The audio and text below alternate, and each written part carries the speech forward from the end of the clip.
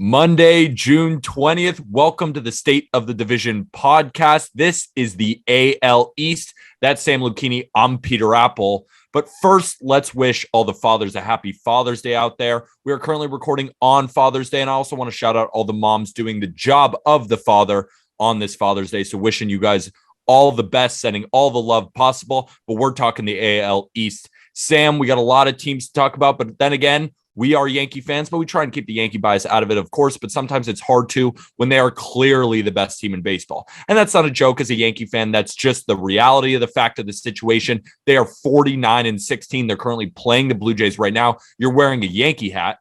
You must be over the moon right now. I feel incredible, and I know you do too, and I just talked about a pre-show with you. At this point, it's kind of like more likely that your house catches on fire than they lose game. With me saying that at this point, they probably will lose this game just because I'm out here jinxing it. So, yeah. But yeah, it's incredible. They're the best team in baseball by a country mile. I think it's like a 6-game differential between us and the Mets. So they're very fun right now. And like you said before pre-show, this is the best Yankees team we've probably ever seen in our lifetimes, Peter. Because I'm 24. You're how old? 22? 22. 22. You know, give us some credit. We haven't been alive that long. We were very young during the 90s. And of course, we saw them in 2009 take home a championship. But currently, right now, it's hard not to say that this is the best product that we've ever seen, considering through this amount of games, around, what is it, about 65 games, they have the 5th best record since 1901 of all time through the first 65 games. But the great thing about the AL East is it's not just the Yankees. We have 3 other teams that are going to be in the playoff hunt, as well as the Orioles, who aren't as bad as a lot of people thought they would. And the Orioles are in the toughest division in baseball, and they're still doing just fine. So let's start with the New York Yankees. I know we kind of gave them a lot of hype going into it, but they are 49-16. They are 12 games above the Toronto Blue Jays in second place. They have a plus 144 run differential, which is by far the best in baseball, of almost 30 runs more than the Los Angeles Dodgers. And they have won 9 out of their last 10, or just 9 in a row. Give us a little bit of a preview. Who's been the best of the week? Who's been the worst of the week? Because right now they're playing the Blue Jays. They swept the Rays, and this was supposed to be their prove it stretch, right? I think they're proving it pretty well. Yeah, so we've kind of been told the entire season that the Yankees have to play a good team. We played the Orioles 13 times. You got to play the rest of the division, that kind of stuff. We've only seen the Red Sox 3 times. It was the first series at the beginning of the season. So, and now we're on this little tough stretch. With Tampa Bay, it's like, how great is Tampa Bay now? We'll get into them later, but we ended up sweeping Tampa Bay, took 2 out of 3 from Toronto. They're obviously playing right now, and we still won that series. But listen, Pete, at the beginning of the year, there was one guy that was electric for this team outside of Aaron Judge, and his name is Anthony Rizzo. This week as well was incredible. Put up a 282 WRC plus, hit the walk-off home run on Thursday against Tampa Bay, which was electric. I didn't think we were going to win that game, but shout out to Anthony Rizzo for making it happen on Thursday night. And he's been electric this week. And, you know, my love for Luke Voit is now slowly starting to go as he's now in San Diego. But Anthony Rizzo is the real deal. And there's one other guy that I do want to shout out. And if you guys are familiar with my content, you know I hate this guy. I absolutely hate this guy. I hated him when he came over. But now he's here and he's kind of matching a little bit. Joey Gallo had a 130 WRC plus last week. So he's starting to get hot and he's starting to crush the ball a little bit, Peter. He's starting to play a little bit well. The problem is there are so many at-bats where he just looks lost up there, but then you see a ball gets left over the plate and he crushes it 460 feet. That's the allure of Joey Gallo. And of course, my thing also with Joey Gallo is, I mean, we watch Yankee baseball every day.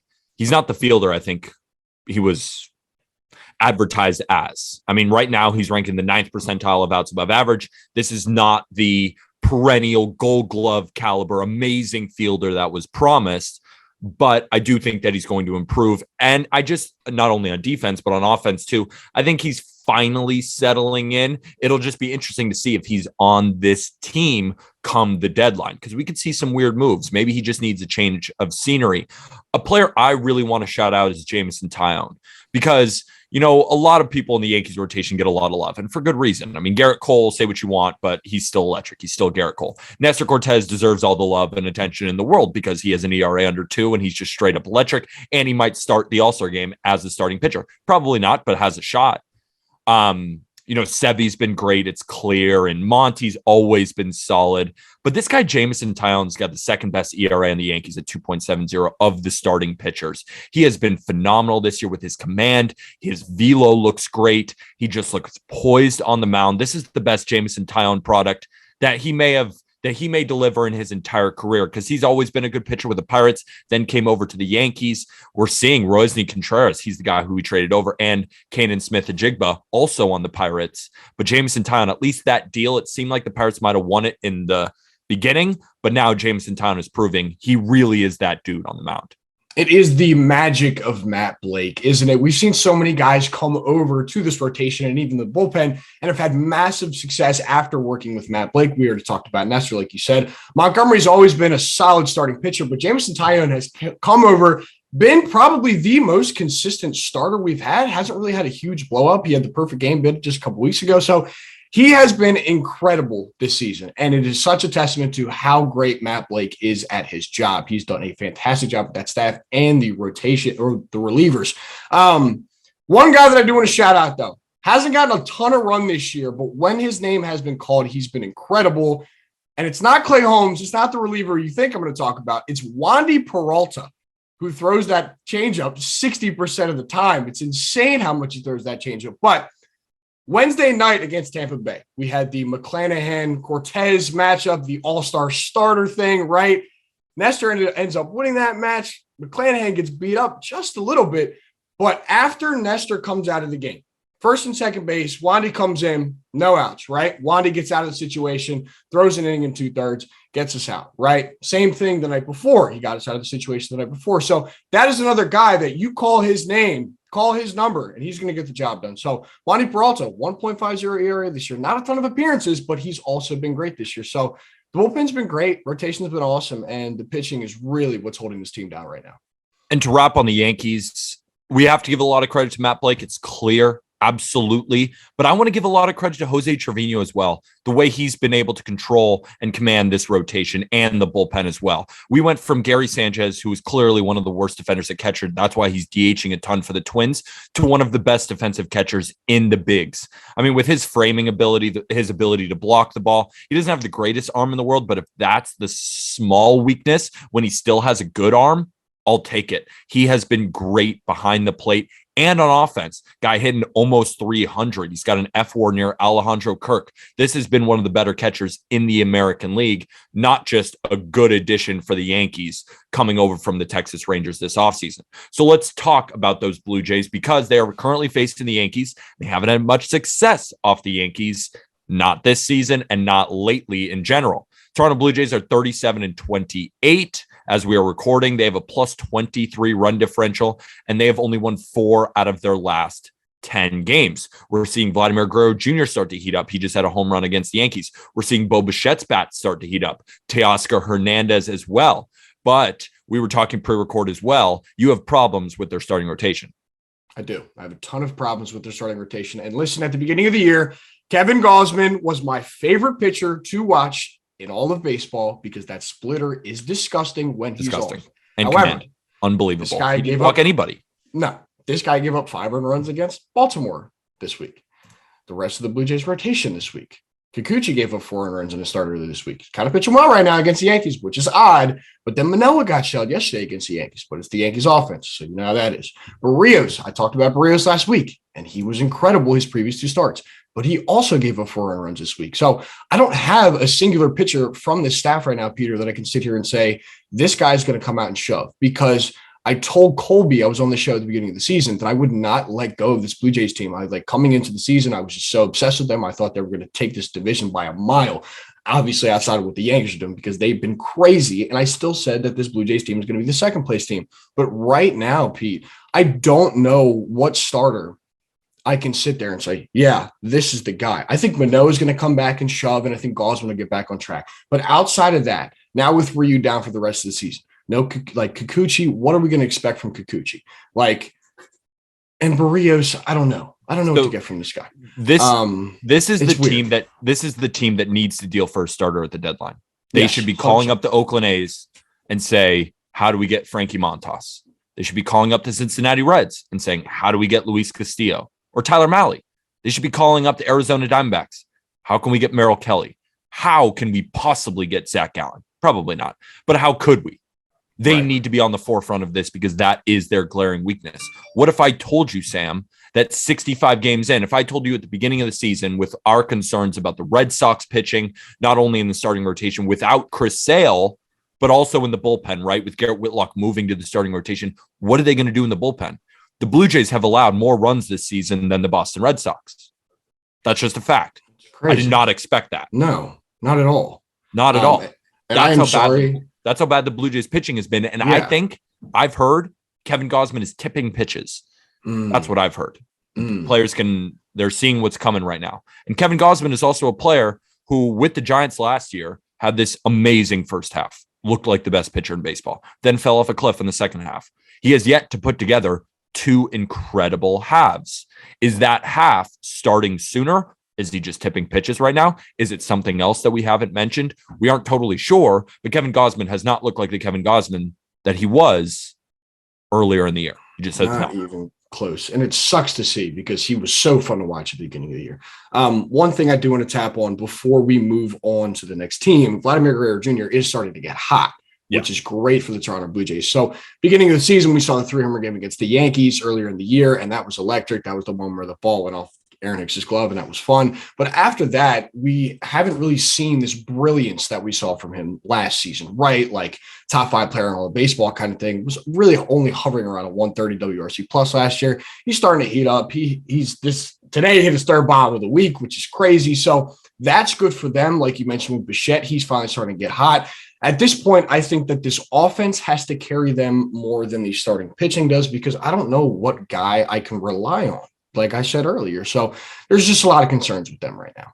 There's a lot of concerns with them, but there are plenty of positives as well. We were just bagging on them a little bit because of all the expectations the Blue Jays had going into this year. So I think it's warranted, at least right now. And I think even Blue Jays fans would appreciate that because they know they're turning on the TV and they're seeing this pitching and they're thinking to themselves, well, we could score 8, but we got to limit them to 7 in order to win it. And we just aren't doing that right now.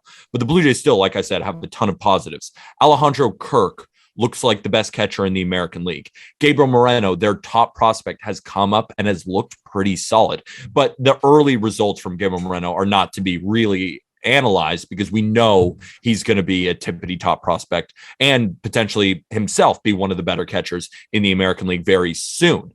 But like I said, Teoscar is getting going. Santiago Espinal is really the best utility player in baseball right now. I mean, I can't, what else am I supposed to say? He's played 6 games at second, 6 games at second. Like I said, a bunch of games at short. Actually, excuse me, I'm reading something else, but all I know is he's played a bunch of second. He's played a bunch of short. He's played some third. I've seen him in right field too. Santiago Espinal is just playing all over the diamond. And Lourdes Gurriel Jr., who is a notorious slow starter. We even talked about him on Not Gambling Advice as a fantasy player to pick up. He's starting to really pick up like he normally does. So the offense is starting to get real scary. So as the pitching starts to falter slightly, the offense is getting to the point where they might have one of the best lineups in the sport outside of the New York Yankees. That's why that's so scary. And that's what I was saying at the beginning of the season. I was like, how are you going to bet against these guys? I think they opened with like the 3rd or 4th, like highest odds to win the World Series this year, because what are you going to bet against that offense with? And going back to Espinal, man, Espinal's been so huge for them because it kind of brought them out of that like Kevin Biggio hole that they had. Like they didn't really know what to do with him. But now at this point, he's like a utility guy, maybe filling like 2 or 3 times a week, but Espinal's been huge for them. And he's been able to fill in at second base, which is awesome. And this offense is great. So I hope that they can mash because I like watching them hit and they're a fun team to play when they're not playing our Yankees. So yeah, I hope the best for them for the rest of the year. And I really hope they finish second in this division because I need my prediction to go right. So agreed. And it's just funny when you look at the Blue Jays compared to the rest of the league, they have a plus 23 run differential. That's slightly better than our 3rd place Tampa Bay Rays that we'll talk about in a second. But, you know, it's less than the Twins. It's less than even the Cleveland Guardians. And if we look into the National League, a plus 23 run differential, that would put them below like the Giants, Padres, Dodgers. It would put them below the Cardinals, but above the Brewers. You know, it would be below the Phillies, below the Braves, clearly below the Mets, and just above the Marlins. So that's where they're at least by a run differential. part, which is, how many runs scored you have versus Yeah. how many runs you've allowed. It's a good gauge to kind of see where you're at. But let's move on to the Tampa Bay Rays, who have a plus 18 run differential. So it gets a little bit worse, but they're a team that can win so many one-run games that they don't really seem to care. Tampa Bay Rays, like I said, are 36-29. They're 13 games back of the Yankees for first place, only one game back of the Blue Jays, and that could change today as the Blue Jays are facing the New York Yankees. Like I said, they won their last game, but they're 4-6 in their last 10. And if we're talking about a team that's a polar opposite of each other on one side of the ball, that's the Tampa Bay Rays. Man, can they pitch. They're third in ERA. They're fourth in hits allowed. They're fourth in walks allowed. They're third in whip as a starting rotation, and they're fifth in ERA in the bullpen and seventh in whip. But on offense, they're 25th. They rank 25th in batting average, 26th in OPS, and 21st in home runs. This team does run a ton. They're fourth in stolen bases. But when you go on the Fangraphs roster resource, they only have 4 starting pitchers listed, and they've been relying on this bullpen a lot, and it's a lot of great names. But how much longer will it last? Who are the guys that stood out on the Rays this week? So they just recently got Shane Baz back this week, and his one start this week, they did lose 1-0 to the Baltimore Orioles, but he did shove 6 innings pitched, 7 strikeouts, 2 hits, no walks at all. So Baz is back for them, which is a nice, it's a great starting rotation piece. I know you guys have talked about it a lot on the Just Baseball show with Shane Baz, and obviously McClanahan's going to bounce back. He had the rough start this week against the Yankees, but he's going to come out and shove. And I cannot believe that for the third week in a row, I'm talking about this guy because Yankee great Ji-Man Choi just won't stop hitting for some reason. It's the oddest thing of all time. I look at this Rays lineup, and this is the last guy that I would expect to be talking about on a week in and week out basis. But he hit a 200 WRC plus last week, Pete. He hit 375. I don't know. And I said it last week too. How much longer are we going to sit here and say, yeah, Ji-Man Choi breaks? Ji-Man Choi's that guy in the Tampa Bay Rays. It's so weird to say. That rolling off the tongue is so weird. But Ji-Man Choi was good last week. They got Baz back, but their offense just falters, and it's so disappointing to watch them sometimes because they're just not the same team that they've been for the past couple of years. I just don't know where to go with them, in all honesty. They're a very hard team to analyze because their numbers just sometimes don't make any sense. They have Ji-Man Choi, I think, is the only hitter on their team with an OPS over 800. But a lot of these guys, they just find ways to win. And that's a lot of the credit to their bullpen. Guys like Brooks Whaley, Matt Whistler, who throws 93% sliders. He's incredible. Jalen Beeks is a guy who's been an opener for them. Ryan Thompson, of course, is always good. Colin Posh, Jason Adam, who is one of the more underrated relievers in the entire sport. They just have so many guys that you've never heard of. And of course, Brandon Lau being still injured with a stress reaction in his lower back, Wander Franco still being out with that strained quad, Mike Zunino being out definitely doesn't help either with shoulder inflammation. Drew Rasmussen has a strained hamstring. There's just Pete, Luis Patino is still on the shelf with the oblique, JP Fireeyes is still on the shelf. Nick Anderson, Pete Fairbanks, Kittredge is now out for the year. They have so many guys injured, but a team like the Rays, when you look at such a gutted roster, you'd expect them to be worse. But sitting around 500, they're just still staying in there. They're probably going to make another move at the deadline. This is just a team I'm never going to count out regardless, because I see the way that they're playing. They're suffering right now, but they almost have half their roster available. So we got to give them a little bit of slack because this team is better than what they've been showing lately. I don't know, dude. Maybe they pull that Nelson Cruz trade from the Nationals again this year. That would be fun to see. I'm going to be honest. That would be cool. It's funny. Remember that Nelson Cruz trade? You know who they gave up in that trade? No, who did they get? I completely forget. Joe Ryan, who went to the Minnesota Twins. Oh, yeah. Maybe they don't want to do that. Who shoves? He shoves. So maybe they don't want to do that. Or, of course, with the Rays, you can't look at one deal and say maybe they don't want to do that anymore. But maybe they'd be less inclined to trade a young starting pitcher with all this talent for an aging 40-year-old DH. Yeah, and if I'm not mistaken, he hasn't been incredible this year, right? He's kind of fallen off. He's getting better. He's getting better with the Nats. Okay. Yeah, he's hit much better lately. So anything else on the Rays before we move on to the Boston Red Sox? Yeah, the only thing that I have on the Rays is Lau and Franco are ramping up their rehabs, which is good. So they'll be back soon. But I do want to ask you before we move on to the Red Sox, if you right now at the end of the season, who is going to be the better team at the end of the year? Do you think it's going to be Toronto, or do you think it's going to be Tampa? See, I still think I think Tampa's going to win the World Series, or not win the World Series, but face the Dodgers in the World Series. That was my preseason pick. That was my preseason pick. I had Dodgers Rays. Now, the Yankees look like they're going to make it there. We'll see, though. Anything can happen. Anything can happen, of course. But my thinking here with the Rays is I think they're going to get healthier, and I still think that they're going to be there at the end. Well, the Blue Jays, the Rays have continued to prove that they're going to be there at the end. The Blue Jays haven't proved it yet. So for me, I'm sticking with the Rays until the Blue Jays prove it. And I think that's fair. I like it because of the pitching. That's like kind of the bottom line. If you're in a playoff series, you got to take Tampa, right? Because they can pitch, Toronto can hit, but realistically, pitching is going to win you a playoff series instead of your potent offense. We've seen that with the Yankees so many times, right? And I'm with you. And we talk about how bad this Rays offense is, right? They're so bad. They've scored the least amount of runs in the American League East, even less than the Orioles. But it's not like they're a far cry off the Blue Jays. They've scored 25 less runs than the Blue Jays. And they're not healthy. They don't have Wander or Lau. Their two best bats in Wander and Lau. And Mike Zunino gives them a ton of power in the lineup too. Whether he's actually good or not, he at least gives them power. And he started slow this year, Pete, with Zunino, but I think he's going to come back and he'll get hot at some point. You know what I mean? He's going to mash. So, yeah, I'm with you right there with the Rays thing. I think that is probably the second place team. However, I do have a little bit of a stretch on the Red Sox, which we're going to move to. So let's talk about them. Let's talk Red Sox. The Red Sox are currently 35-31. They are 14.5 back from the Yankees, but they're only 2.5 back from the Blue Jays. They have a plus 45 run differential. So if you're just looking at run differential, they're the second best team in this division. And they just lost, but they've won 6 out of their last 10 games.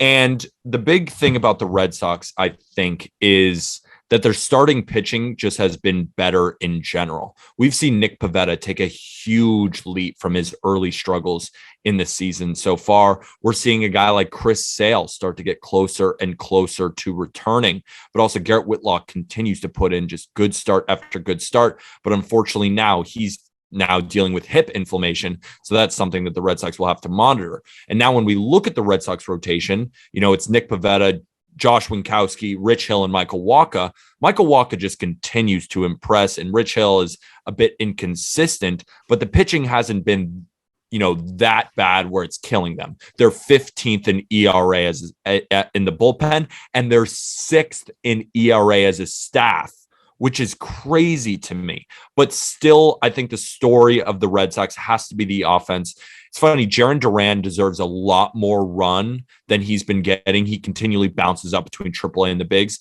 He leads off for him.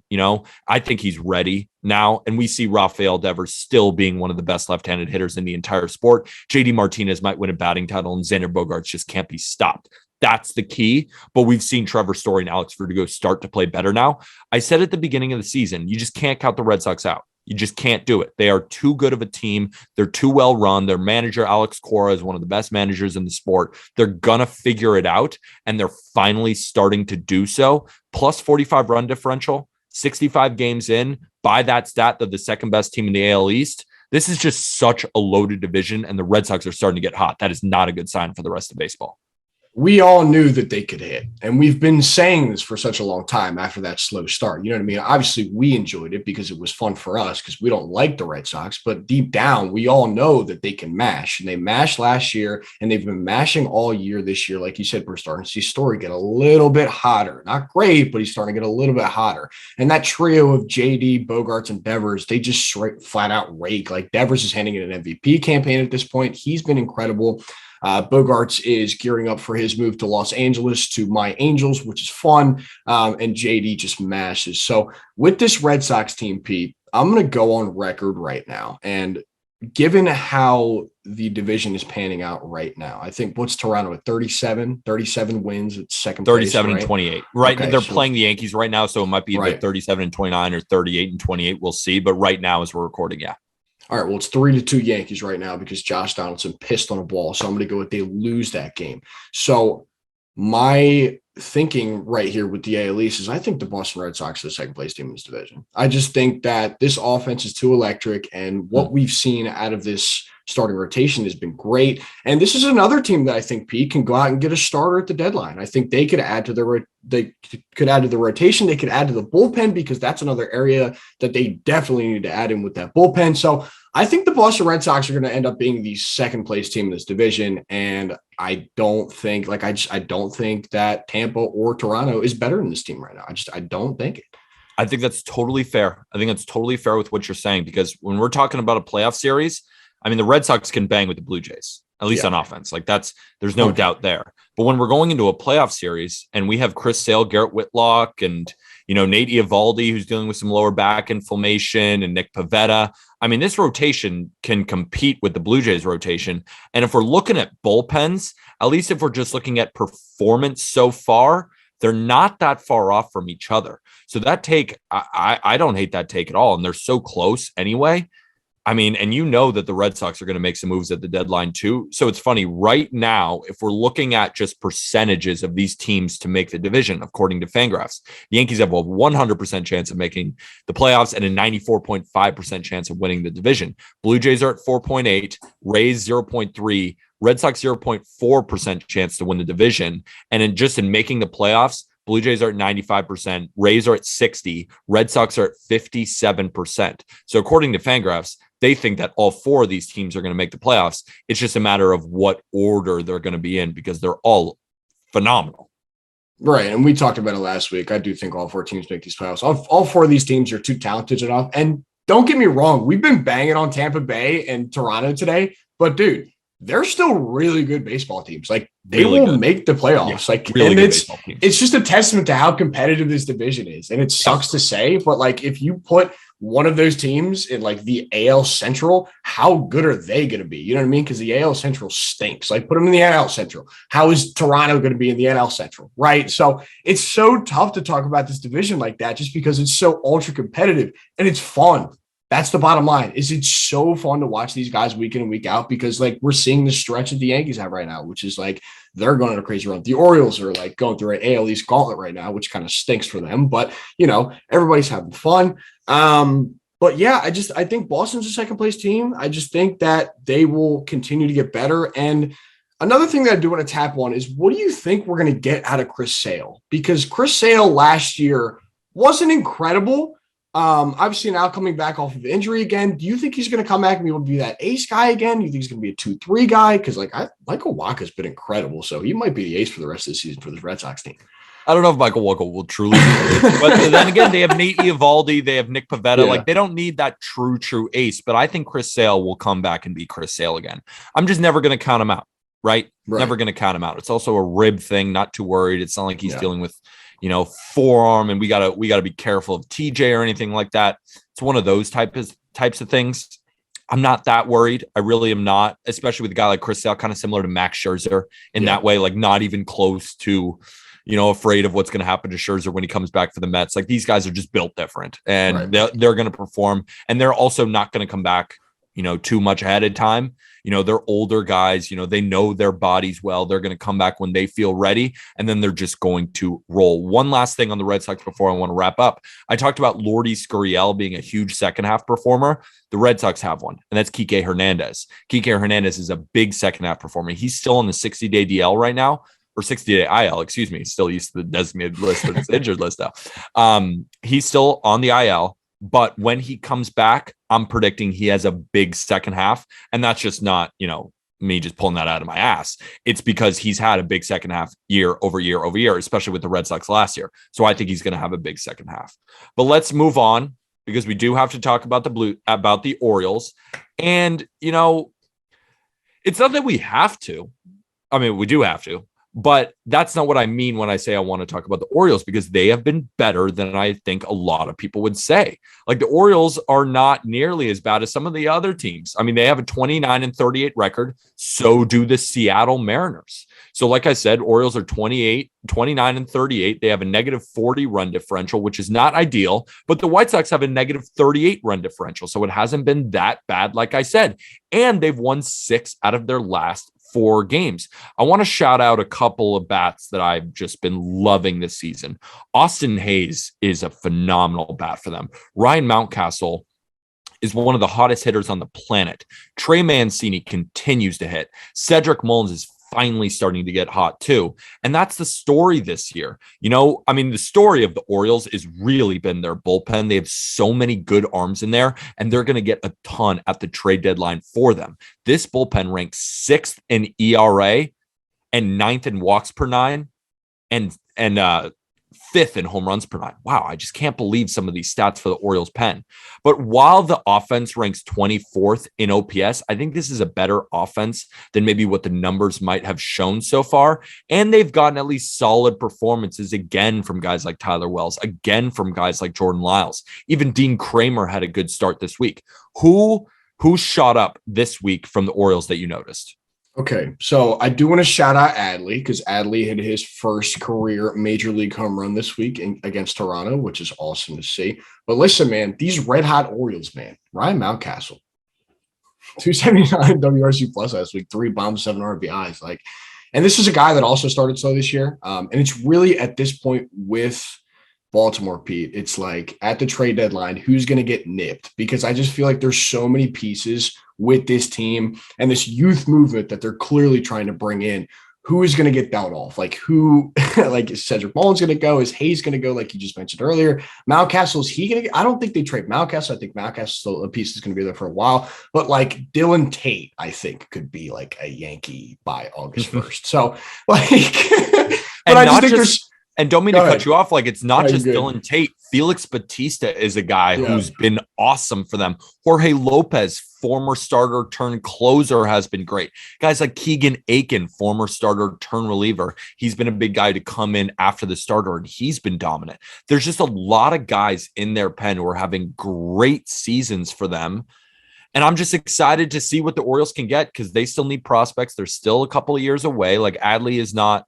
Adley's a great prospect. He's one of the best prospects in the entire sport, but we didn't expect him to come up and lead this offense to, a bunch of wins in a row. It's going to take time for these guys to develop. That's why I think Cedric Mullins might get dealt. I'm not exactly sure because the package is still going to be really expensive. And for his production this year, I think a lot of teams are going to be scared off and the Orioles are going to say, well, no worries. We still love him and love him for good reason because he's still a 30-30 threat and he's still a great defender there in center field. But the reason I said that is because Cedric Mullins is getting a bit older. He's 27 years old. Is his window of success, his prime window, which is right now, does that line up with the Orioles window? Not really. So that's why I was thinking this could be the biggest offseason at the deadline for them. They can cash in on all these great first half from these relievers and then also get an enormous package in from Cedric Mullins and really start from the ground up with some of these other guys who can really show something because Grayson Rodriguez, their best prospect, out for the year most likely. Just doesn't seem like this is the year to really get going. That's why I thought Cedric Mullins trade would make sense. But then again, if they don't trade him, it's not a bad thing because he's awesome and he gets to still stay on the Orioles. Yeah, I think they have a 2-year window, I think, is when they can really start building out this team. You know what I mean? So like you said, I think this trade deadline, they are going to ship off a lot, which sucks for Orioles fans. But at the end of the day, we know, and at least I think this team is going to be good in a couple of years, right? With all this young talent that they have, and if they can nip more prospects from these other teams for these bullpen pieces, like you mentioned, for Cedric Mullins. So we will see. I think they have a 2-year window, and I think that there will be a point in time where, maybe one of these teams falls out, one of these 4 gauntlets, that we have at the AL East, maybe one of them fall out, but there will be a point in time where the Orioles are a competitive baseball team, kind of like what we saw in 2014, 2015 with them. You just kind of have to look towards the future with this Baltimore Orioles team. And they're fun. They're hot. They beat the Blue Jays 10-2. So there you go. It's not like the Orioles are just faltering off. They've won 5 out of their last 10 games. This team is still doing a pretty solid job at staying afloat, even in what should be a rebuilding year. So that'll do it for this episode of State of the Division podcast. We just covered the AL East, and we'll be back every single Monday to continue to do so. Keep you updated. Any notes that you didn't get in the podcast yet about any of the players or teams before we say goodbye? Yeah, Joey Gallo has a higher WRC plus than Trevor Story. So that's an interesting fact of the day. Yankee fans, Red Sox fans, take that one to heart. Like I said, that'll do it for this episode of the State of Division. Stay tuned every day, 6 days a week for your update on each division in baseball, brought to you by the guys at Just Baseball Media. So with that, thank you, everybody.